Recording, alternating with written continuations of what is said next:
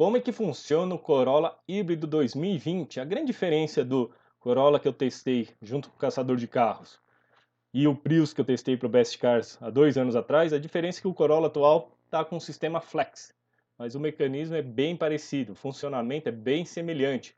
Aqui a gente vê o motor de combustão e no lugar onde seria a transmissão ou o câmbio do carro é onde eu tenho um sistema elétrico. Então, pro leigo, ele abre o capô e não vê muita diferença. Ele acha que é tudo igual, um Corolla normal e um Corolla híbrido, porque ainda tem um trambolhão lá do motor de combustão, né?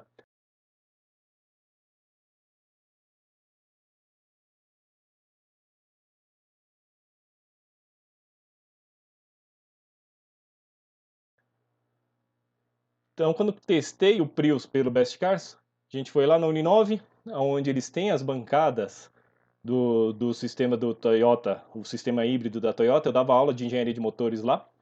Então a gente usava essas bancadas, tanto em corte, que é demonstrativa didática, quanto uma totalmente funcional, com todo o circuito eletrônico do sistema híbrido aqui no painel, para a gente explicar isso daí para os alunos durante as aulas. Bem legal, que dá para entender bem como funciona o sistema. Lembrando, o Prius e o Corolla é o mesmo sistema, só muda que atualmente tanto o Prius quanto o Corolla são um sistema flex, podem rodar com etanol. Olhando a bancadinha mais de perto, tem essa bancadinha que tem um demonstrativo do fluxo de energia. Então, conforme você vai apertando os botõezinhos, você, tá vindo energia da bateria, passa pelo motor elétrico e toca as rodas. Então, você vê o que está girando aqui, né? E aí, conforme você vai trocando, é o motor de combustão, então o motor de combustão parte. E aí você consegue entender melhor cada mecanismo. E como é que funciona? O pessoal fica em dúvida, todo o carro híbrido é com transmissão CVT. Não existe uma transmissão, não existe uma caixa de câmbio, por incrível que pareça. É um é um sistema totalmente diferente, não é o sistema de polir e correia, mas é um sistema que tem uma ligação epicicloidal semelhante ao que eu tenho na caixa de transmissão automática. Então, conforme eu freio cada sisteminha desse, o anel externo, o anel interno, a engrenagem solar, conforme eu altero as embreagenzinhas e travo cada sistema desse, no carro de transmissão automática eu crio as marchas.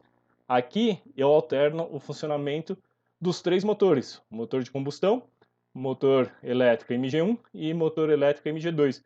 Lembrando que esses motores podem ser gerador também, dependendo do como você toca isso daqui, como você seleciona o que seriam as marchas ou as embreagens.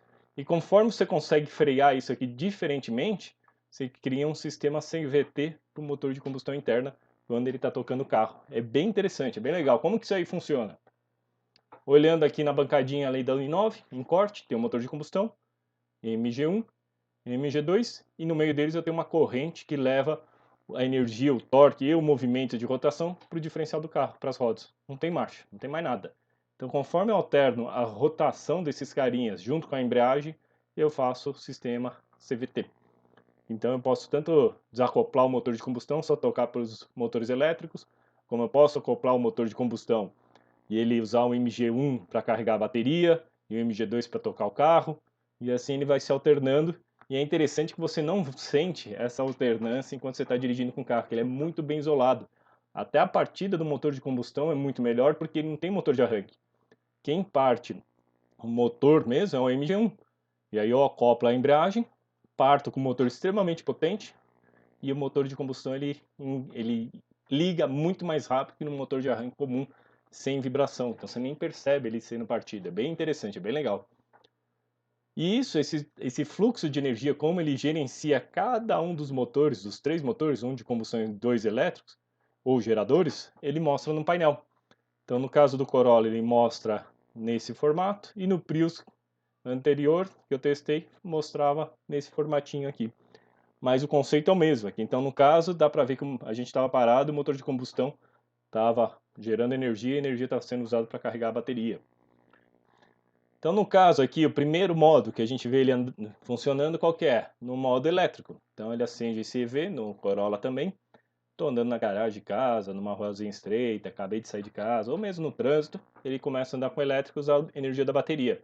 Então, se não ouve o motor de combustão, ele não parte e está usando a energia elétrica que vem direto da bateria, que eu vejo pelo gráficozinho. Então, ele sai da bateria, passa pelo MG2 e toca as rodas. Conforme aumenta a velocidade ou a bateria perde a carga, o que ele faz? Ele parte o motor de combustão. O motor de combustão interna, ele tem um grande problema, ele tem a máximo de eficiência quando eu estou com o acelerador no máximo, e obviamente quanto menor a rotação, menos combustível eu gasto. Então, se eu estou andando a 17 km por hora no trânsito, só com a casquinha do pedal ali no meu carro, eu estou com uma eficiência muito baixa. Boa parte do combustível que eu estou gastando, eu estou só gerando calor e um pouquinho de nada movimento. Já no caso do sistema híbrido, eu parto o motor sempre com a borboleta no máximo, ou seja, o máximo de eficiência. Então, um pouquinho que eu precisaria para tocar os 17 km por hora, eu toco tanto pelo MG1 como MG2. O que sobrar, eu jogo a bateria, eu jogo essa energia na bateria.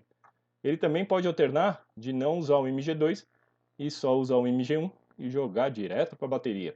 Então, no caso aqui, o motor de combustão está tocando o carro e ao mesmo tempo carregando a bateria. É aí que começa a ganhar eficiência, o melhor consumo de combustível, porque quando o motor está ligado, ele está no máximo de eficiência e você fala, pô, 17 por hora, 40 por hora, eu não estaria precisando de tanta potência do motor, eu uso isso daí para carregar minha bateria para momentos como esse, né? Não anda e para, só usar o elétrico. Outra grande vantagem que se ganha em eficiência com o sistema híbrido. E carros elétricos, né, fazem isso. Metrô, trem elétrico, tudo faz esse sistema. Mas os carros híbridos é onde se ganha muito em consumo de combustível, melhora muito o consumo de combustível no anda e para do trânsito. Porque quando eu pressiono o freio, lá naquele painelzinho, naquela barrinha de energia, eu pressiono o freio, eu vejo que ele cai para uma região negativa. No Corolla ele já é algo mais até intuitivo até, no Corolla atual. Quando eu caio para essa região negativa, então estou descendo uma ladeira, estou numa uma descida, eu começo a frear o carro ou começo a frear o carro para parar no semáforo, em vez de usar os freios do carro que converte a energia de movimento, os freios fazem o quê? Convertem a energia de movimento em atrito, o atrito vira calor, é a energia que eu joguei fora. No caso, eu não uso os freios convencionais do carro, o MG1 e MG2 eles são geradores, então eu inverto a polaridade dele e com isso, quando eu inverto a polaridade deles, eles viram um freio. E aí ele começa a frear o carro e a energia de movimento começa a carregar a bateria. Isso não é notado pelo motorista, viu? É muito, muito bem calibrado. É interessante que você pisa no freio, você não sabe se é o freio normal do carro ou se é esse sistema que está atuando. É uma dosagem, é um controle muito bom que a Toyota fez aí, viu? Impressionante. E nisso eu carrego a bateria. Se eu descer a serra, por exemplo, se eu descer uma serra longa, eu encho a bateria dele só com a energia de cinética que eu estou segurando, né? Energia potencial para o carro não ganhar velocidade. Começa a segurar ele e carregar as baterias. É muito legal. Já numa outra situação, pisei cravado no fundo do pedal. O que ele faz? Pô, ele quer o motorista quer o máximo de desempenho. Então ele joga o motor, como é uma CVT, joga lá para rotação de 5.000 e tantos RPM, para tirar o máximo de potência e ao mesmo tempo o motor elétrico toca o carro junto, pegando a energia da bateria. É muito legal porque daí você tem um máximo de desempenho e você tem uma resposta muito rápida em retomadas, porque no carro normal, por mais potente, melhor que seja, se você está andando de boa, 80 km por hora, na casquinha, atrás de um caminhão e vai ultrapassar, no que você aperta o acelerador, o motor de combustão interna vai ter que ganhar giro, ou seja, vai ter que reduzir marcha, vai levar um tempo para reduzir marcha, até o motor ganhar giro, etc. Já no sistema híbrido, aquele primeiro segundo, 2 segundos, você tem a patada inicial do motor elétrico. Então a resposta acaba sendo até mais rápida nesse primeiro segundo, nesses primeiros 2 segundos. É bem interessante. Outro modo que ele funciona é quando, por exemplo, numa ladeira, uma descida não tão íngreme, ele cria um certo freio motor. Eu vou diminuindo para parar no semáforo. Ele já cria um freio motor, como a gente já está acostumado nos nossos carros, mas com sistema elétrico. Então ele já usa um pouquinho de energia para carregar a bateria desse freio motor. E, ao mesmo tempo, no caso aqui que está mostrando, como a bateria estava baixa, ele está usando um pouquinho de freio motor e ao mesmo tempo o motor de combustão interna está ligado para carregar a bateria. Então estou tendo carregamento da bateria nas duas situações. E aí quando eu paro no semáforo ele apaga esse motor de combustão e toca. E quando eu sair vai sair só com elétrico, a bateria já vai estar cheia. E como eu disse, né, o grande vantagem desse sistema é que as perdas são muito pequenas. E quando você fala de perda, pense em calor. Então, no caso de um carro convencional com transmissão convencional, tudo que eu tiver de perda de eficiência vira calor. Aqui, boa parte vira elétrica. mas o mundo não é perfeito. Eu tenho que manter esses carinhas também. Sempre vai ter um pouquinho de perda de energia, sempre vai aquecer. E motor elétrico não gosta de trabalhar com temperatura muito alta. Então, no caso, tanto do Prius quanto do Corolla, que é no caso do Prius, né? Se eu for para aquela foto inicial do Corolla, eu consigo ver os dois tanquinhos do reservatório de arrefecimento.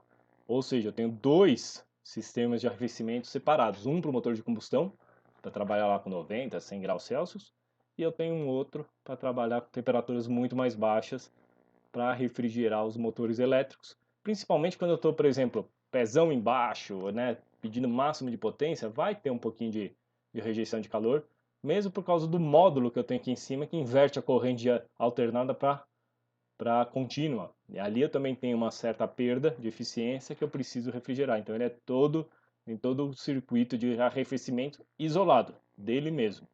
E no caso da bateria, no caso do Corolla e do Prius, eles não usam bateria de lítio, usam uma bateria mais barata.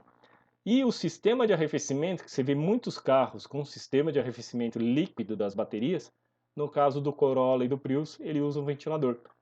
É menos eficiente, porque as baterias não gostam de temperaturas altas, e estou falando de temperatura alta é acima de 38, 40 graus Celsius, então são temperaturas difíceis de serem controlados. Nos carros elétricos eu uso até o sistema de ar-condicionado para resfriar a bateria. No caso do Toyota Corolla e Prius, eles foram mais convencionais para ficar um sisteminha mais barato. Eu uso um ventilador. E esse ventilador capta ar de dentro da cabine. Então, por exemplo, que nem a situação que eu coloquei aqui, ó, estou exigindo o máximo do meu carro. Ele não tem sempre a mesma aceleração. É interessante, você tem variação de mais de um segundo de 0 a 100, se você está com a bateria fria ou não.